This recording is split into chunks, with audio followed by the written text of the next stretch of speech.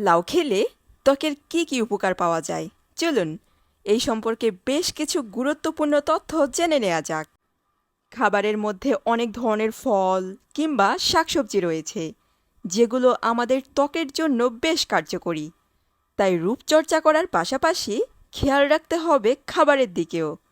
এক্ষেত্রে যেসব সবজি ত্বকের জন্য উপকারী তার মধ্যে একটি হচ্ছে লাউ। তাহলে চলুন আজকে জেনে নেই লাউ খেলে ত্বকের কি উপকার পাওয়া যায়। নাম্বার ১, লাউয়ে পাওয়া যায় ভিটামিন সি। আর ত্বকের স্বাস্থ্য ভালো রাখতে চাইলে ভিটামিন সি সমৃদ্ধ খাবার খাদ্য তালিকায় থাকা জরুরি।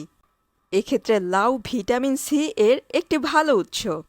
ভিটামিন সি ফ্রি রেডিকেলের বিরুদ্ধে লড়াই করতে সাহায্য করে, এর পাশাপাশি কোলাজেন উৎপাদন বাড়ায়। তাই নিয়মিত লাউ খেলে ত্বক উজ্জ্বল, সতেজ এবং পুনরুজ্জীবিত হয়ে ওঠে। নাম্বার ২, লাউয়ে রয়েছে হাইড্রেটিং বৈশিষ্ট্য। লাউয়ের প্রায় ৯২ থেকে ৯৬% পানি থাকে।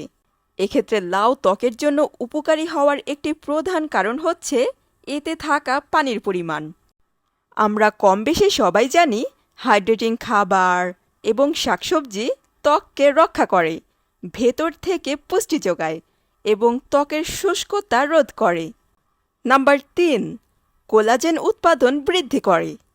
গবেষণায় জানা গেছে লাউ একটি কোলাজেন বর্ধক পাওয়ার হাউস, যা ত্বকের তারুণ্য ধরে রাখতে সাহায্য করে। নরমালি বয়স বাড়ার সাথে সাথে কোলাজেন উৎপাদন স্বাভাবিকভাবে কমতে থাকে।